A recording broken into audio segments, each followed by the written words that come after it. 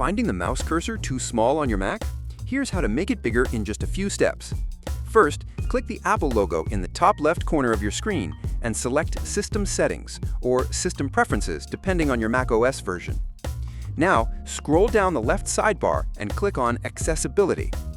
Once inside Accessibility, go to Display. Then, on the right panel, click the tab labeled Pointer or Cursor depending on your version. You'll now see a slider labeled Pointer Size. Just drag the slider to the right to make your mouse cursor larger. By default, it's set all the way to the left, which is tiny for most people. Adjust it to whatever size works best for you. Also, make sure Shake Mouse Pointer to Locate is enabled. This feature makes your pointer grow temporarily when you shake your mouse. Great for quickly spotting it. Once adjusted, you'll instantly see the new size applied across your system. And that's how to increase your cursor size on a Mac in 2025. Follow for more simple Mac tips, and let us know what you'd like to fix next.